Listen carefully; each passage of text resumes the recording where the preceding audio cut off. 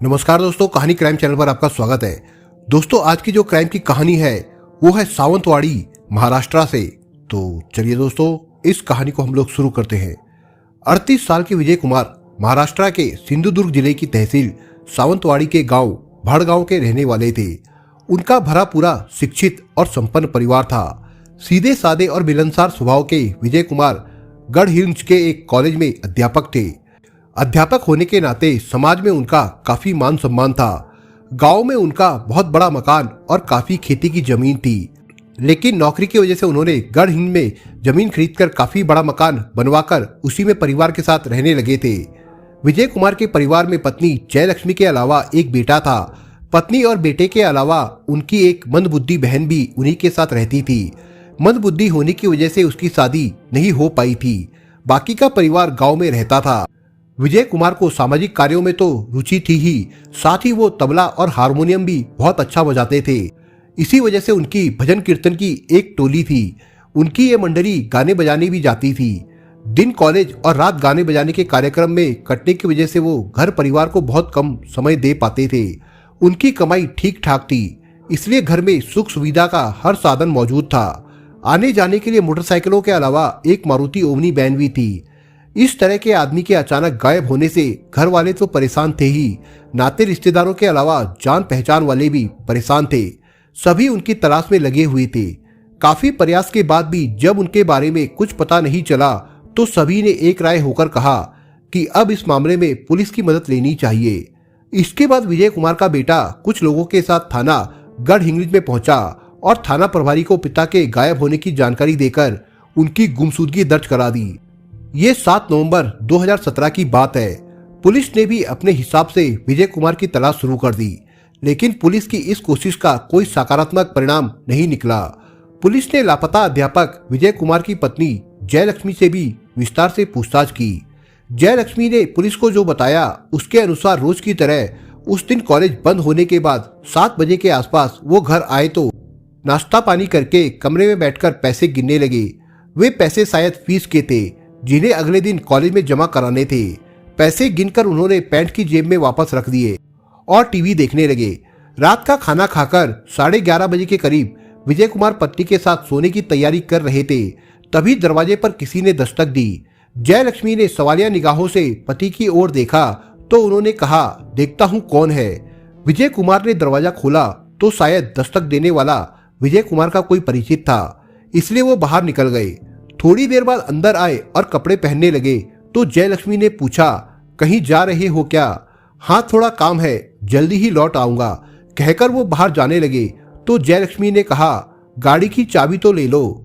चाबी की जरूरत नहीं है, उनकी गाड़ी से ही जा रहा हूँ, कहकर विजय कुमार चले गए। वो वही कपड़े पहनकर गए थे जिसमें पैसे रखे थे। इस तरह थोड़ी देर के लिए कहकर गए विजय कुमार लौट कर नहीं आए। पुलिस ने विजय कुमार के बारे में पता करने के लिए अपने सारे हथकंडे अपना लिए, पर उन्हें उनकी कोई जानकारी नहीं मिली। 3 दिन बीत जाने के बाद भी थाना पुलिस कुछ नहीं कर पाई तो घर वाले कुछ प्रतिष्ठित लोगों को साथ लेकर एसएसपी दयानंद गवस और एसीपी दीक्षित कुमार गेडाम से मिले। इसका नतीजा ये निकला कि थाना पुलिस पर दबाव तो पड़ा ही, इस मामले की जांच में सीआईडी के इंस्पेक्टर सुनील धनावड़े को भी लगा दिया गया। सुनील धनावड़े जांच की भूमिका बना रहे थे कि 11 नवंबर 2017 को सावंतवाड़ी अंबोला स्थित सावरे साध पिकनिक पॉइंट पर एक शव मिलने की सूचना मिली। सूचना मिलते ही SP Dikshit Kumar Gedam, SSP Dayanand Gavas, inspector Sunil Dhanawade police बल के साथ उस जगह पहुंच गए जहां शव पड़े होने की सूचना मिली थी। ये पिकनिक पॉइंट बहुत अच्छी जगह है, इसलिए यहाँ घूमने वालों की भीड़ लगी रहती है। यहाँ ऊंची ऊंची पहाड़ियां और हजारों फुट गहरी खाइयां है। किसी तरह की अनहोनी ना हो इसके लिए पहाड़ियों पर सुरक्षा के लिए लोहे की रेलिंग लगाई गई है। दरअसल यहाँ घूमने आए किसी आदमी ने रेलिंग के पास खून के धब्बे देखे तो उसने ये बात एक दुकानदार को बताई। दुकानदार ने ये बात चौकीदार दशरथ कदम को बताई। उसने उस जगह का निरीक्षण किया और मामले की जानकारी थाना पुलिस को दे दी। पुलिस अधिकारियों ने घटनास्थल के निरीक्षण में सैकड़ों फुट गहरी खाई में एक शव को पड़ा देखा। शव बिस्तर में लिपटा था। वहीं से थोड़ी दूरी पर एक लोहे की रॉड पड़ी थी जिसमें खून लगा था। इससे पुलिस को लगा कि हत्या उसी रॉड से की गई है। पुलिस ने ध्यान से घटनास्थल का निरीक्षण किया तो वहां से कुछ दूरी पर कार के टायर के निशान दिखाई दिए। इससे साफ हो गया कि शव को कहीं बाहर से लाकर यहाँ फेंका गया था। पुलिस ने रॉड और बिस्तर को कब्जे में लेकर शव को पोस्टमार्टम के लिए भिजवा दिया। सीआईडी इंस्पेक्टर सुनील धनावड़े विजय कुमार गुरव की गुमशुदगी की जांच कर रहे थे, इसलिए उन्होंने शव की शिनाख्त के लिए जयलक्ष्मी को सूचना देकर अस्पताल बुला लिया। शव की स्थिति ऐसी थी कि उसकी शिनाख्त आसान नहीं थी, फिर भी कदकाठी से अंदाजा लगाया गया कि वो शव विजय कुमार गुरव का हो सकता है। चूंकि उनके घर वालों ने संदेह व्यक्त किया था, इसलिए पुलिस ने शव की पुख्ता शिनाख्त के लिए डीएनए का सहारा लिया। जिस बिस्तर में शव लिपटा था उसे जयलक्ष्मी को दिखाया गया तो उसने उसे अपना मानने से इनकार कर दिया। भले ही शव की पुख्ता शिनाख्त नहीं हुई थी, लेकिन पुलिस उसे विजय कुमार का ही शव मानकर जांच में जुट गई। जिस तरह मृतक की हत्या हुई थी उससे पुलिस ने अंदाजा लगाया कि ये हत्या प्रेम संबंधों में हुई है। पुलिस ने विजय कुमार और उनकी पत्नी जयलक्ष्मी के बारे में पता किया तो जानकारी मिली कि विजय कुमार और जयलक्ष्मी के बीच संबंध सामान्य नहीं थे। इसकी वजह ये थी कि जयलक्ष्मी का चरित्र संदिग्ध था, जिसे लेकर अक्सर पति पत्नी में झगड़ा हुआ करता था। जयलक्ष्मी का सामने वाले मकान में रहने वाले सुरेश चौथे से प्रेम संबंध था, इसलिए घर वालों का मानना था कि विजय कुमार के गायब होने के पीछे इन्हीं दोनों का हाथ हो सकता है। ये जानकारी मिलने के बाद सुनील धनावड़े समझ गए कि विजय कुमार के गायब होने के पीछे उनकी पत्नी जयलक्ष्मी और उसके प्रेमी सुरेश का हाथ है। उन्होंने जयलक्ष्मी से एक बार फिर पूछताछ की। वो उसकी बातों से संतुष्ट नहीं थे, लेकिन कोई ठोस सबूत न होने की वजह से वो उसे गिरफ्तार नहीं कर सके।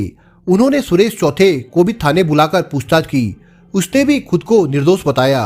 उसके भी जवाब से वो संतुष्ट नहीं थे, इसके बावजूद उन्होंने उसे जाने दिया। उन्हें डीएनए रिपोर्ट का इंतजार था, क्योंकि उससे निश्चित हो जाता कि वो शव विजय कुमार का ही था। पुलिस डीएनए रिपोर्ट का इंतजार कर ही रही थी कि पुलिस की सरगर्मी देखकर जयलक्ष्मी अपने सारे गहने और घर में रखी नकदी लेकर सुरेश चौथे के साथ भाग गई। दोनों के इस तरह घर छोड़कर भाग जाने से पुलिस को शक ही नहीं बल्कि पूरा यकीन हो गया कि विजय कुमार के गायब होने के पीछे इन्हीं दोनों का हाथ है। पुलिस सुरेश और जयलक्ष्मी की तलाश में जुट गई। पुलिस उनकी तलाश में जगह जगह छापे तो मार ही रही थी, उनके फोन भी सर्विलांस पर लगा दिए थे। इससे कभी उनके दिल्ली में होने का पता चलता तो कभी कोलकाता में, गुजरात और महाराष्ट्र के भी कई शहरों में उनकी लोकेशन मिली थी। इस तरह लोकेशन मिलने की वजह से पुलिस कई टीमों में बंटकर उनका पीछा करती रही थी।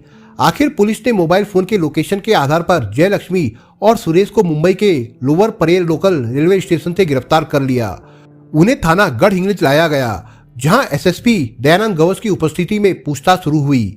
अब तक डीएनए रिपोर्ट भी आ गई थी, जिससे साफ हो गया था कि सावले साथ पिकनिक पॉइंट पर खाई में मिला शव विजय कुमार का ही था। पुलिस के पास सारे सबूत थे, इसलिए जयलक्ष्मी और सुरेश ने तुरंत अपना अपराध स्वीकार कर लिया। दोनों के बताए अनुसार विजय कुमार की हत्या की जो कहानी सामने आई वो कुछ इस प्रकार से थी। 34 साल का सुरेश विजय कुमार गुरव के घर के ठीक सामने रहता था। उसके परिवार में पत्नी और 2 बच्चों के अलावा माता पिता, एक बड़ा भाई और भाभी थी। वो गांव की पंच संस्था में मैनेजर के रूप में काम करता था। घर में पत्नी होने के बावजूद वो जब भी जयलक्ष्मी को देखता उसके मन में उसे पाने की चाहत जाग उठती। 37 साल की जयलक्ष्मी थी ही ऐसी। वो जितनी सुंदर थी उतनी ही वाचल और मिलनसार भी थी। उससे बातचीत करके हर कोई खुश हो जाता था। इसकी वजह ये थी कि वो खुलकर बातें करती थी। ऐसे में हर कोई उसकी ओर आकर्षित हो जाता था। पड़ोसी होने के नाते सुरेश से उसकी अक्सर बातचीत होती रहती थी। बातचीत करते करते ही वो उसका दीवाना बन गया था। जयलक्ष्मी का बेटा 18 साल का था, लेकिन उसके रूप यौवन में जरा भी कमी नहीं आई थी। शरीर का कसाव और चेहरे के निखार से वो 25 साल से ज्यादा की नहीं लगती थी। उसके इसी यौवन और नसीली आंखों के जादू में सुरेश कुछ इस तरह से खोया कि उसे अपनी पत्नी और बच्चों का भी ख्याल नहीं रहा। कहा जाता है कि जहां चाह होती है वहां राह मिल ही जाती है। जयलक्ष्मी तक पहुंचने की राह आखिर सुरेश ने खोज ही ली। विजय कुमार से दोस्ती करके वो उसके घर के अंदर तक पहुंच गया था। इसके बाद धीरे धीरे उसने जयलक्ष्मी से करीबी बना ली। भाभी का रिश्ता बनाकर वो उससे हंसी मजाक करने लगा। हंसी मजाक में जयलक्ष्मी के रूप सौंदर्य की तारीफ करते करते उसने उसे अपनी ओर इस तरह आकर्षित किया कि उसने उसे अपना सब कुछ सौंप दिया। विजय कुमार दिन भर नौकरी पर रहते और रात में गाने बजाने की वजह से अक्सर बाहर ही रहते थे। इसी का फायदा जयलक्ष्मी और सुरेश उठा रहे थे। जयलक्ष्मी को अपनी बाहों में पाकर जहां सुरेश की मन की मुराद पूरी हो गई थी, वहीं जयलक्ष्मी भी खुश थी। दोनों विजय कुमार की अनुपस्थिति में मिलते थे, इसलिए उन्हें पता नहीं चल पाता था। लेकिन आसपास वालों ने विजय कुमार के घर में न रहने पर सुदेश को अक्सर उसके घर आते जाते देखा तो उन्हें शंका हुई। उन्होंने विजय कुमार को ये बात बताकर शंका जाहिर की तो विजय कुमार हैरान रह गए। उन्हें तो पत्नी और पड़ोसी होने के नाते सुरेश पर पूरा भरोसा था। इस तरह दोनों विजय कुमार के भरोसे का खून कर रहे थे। उन्होंने पत्नी और सुरेश से इस विषय पर बात की तो दोनों कस्में खाने लगे। उनका कहना था कि उनके आपस में संबंध खराब करने के लिए लोग ऐसा कह रहे हैं। भले ही जयलक्ष्मी और सुरेश ने कस्में खाकर सफाई दी थी, लेकिन विजय कुमार जानते थे कि बिना आग के धुआं नहीं उठ सकता।